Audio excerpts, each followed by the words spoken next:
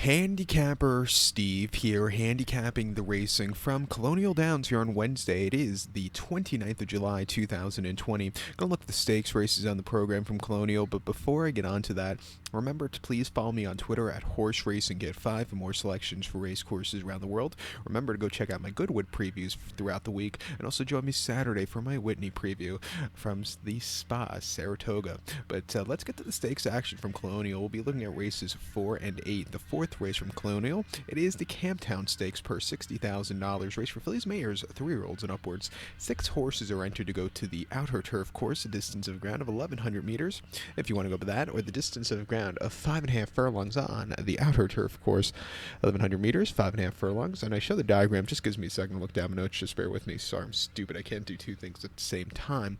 The top selection, I'm going to go with the 3-horse Tan and Tight. We'll go 3-2-5-1 in the superfecta, 3-2-5-1 super. Top selection, 3-horse Tan and Tight. This 4-year-old filly by Uncle Mo. Michael Stidham trains. Trevor McCarthy gets to mount. Most recent outing, first off the break, came the 5th of July at Monmouth, 5 furlongs on the turf course, and an allowance race, $47,000, and he finished second by a head that day. And, he was very rambunctious before the race, which cost him, I think, the victory. He sat back early after somewhat okay beginning, but he, his turn of foot late was really well, just missed late. 78 buyer, first out break. It was an okay run. Coming here second off the break, has a start under his belt, faced so much tougher horses in New York, stepping down class. I think he really get a good race. 2 back, he ran at Aqueduct the 19th of January, 6.5 furlongs on the slop, and main special weight 68,000. He won by 5.5 lengths. He stalked, he got the lead, and then he took off clear. Doesn't get any easier than that. And then before that at Aqueduct on the 21st of November, 6 furlongs on the outer, and a main special weight 70,000. He finished 4th by 1.75 lengths. Those races were coming up very tough at Aqueduct, those turf sprints in November and early December. That day he was very wide, and his wheels were spinning. He just really couldn't get to the front. The winner, Jake Rax, just ran that better race. And then before that, at Belmont, 6 furlongs in the inner turf course at the end of September, and a main special weight 75,000. The horse finished second by 2.75 lengths. Again, a little bit wide, and he just couldn't catch the winner who ran better. But he's stepping down in class, second off the break. Hopefully not as rambunctious. I think he should run well, so let's take him. So to recount my selection for the 4th from Colonial, it's the Camptown. Let's take the 3-horse Tan and Tight. We'll go 3-2-5-1 in the superfecta. The featured 8th race now from Colonial, it is the Edward P. Evans Stakes per $60,000 race for 3-year-olds and upwards. 7 horses are heading to the inner turf course now, the distance of ground of 1,600 meters, or the 1-mile trip on the Colonial turf course. 1,600 meters, 1 mile, inner turf course, rails at 0 feet. So keep that in mind.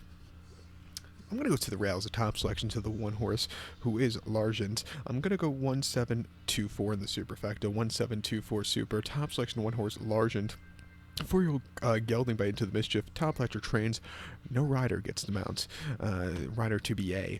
But most recent outing came 28th of March at Gulfstream, mile 16th and off 62, and the horse won by half length. And, he was with him early on the front end, setting some wicked fast fractions, but he slowly moved his way up, got the lead, and he held on to a victory, 80 cents a dollar. He won like the favorite should win, 94 buyer. It was a very respectable run. 2 back, he ran at Gulfstream the 22nd of February, mile on a good turf course and off 62. Finished second by a head that day, and he was drawn stupid wide that day. He stalked, he had the lead, got caught late. What can you do? He just couldn't save enough ground. And then before that, Gulfstream, mile 16th, January 19th, in a allowance race, 44,000. He won by 5 in the corner. He stalked, he got the lead, and then basically could have won around another 5 times and won that easily. 97 buyer. That was a very good race off the break. And then he ran Preakness weekend of 2019 at Pimlico, mile 16th, allowance race, 52,000. Finishing second by a neck. He just couldn't get the Eons, who won next out. It was a decent horse, but this horse ran decently there. I like him a lot. He's drawn well. He can sit towards the front end. 9-5. Let's sing him in the late pick 4s and stuff. But to recap my selection for the 8th from Colonial, it's the Edward P. Evans. Let's take the 1 horse Largent.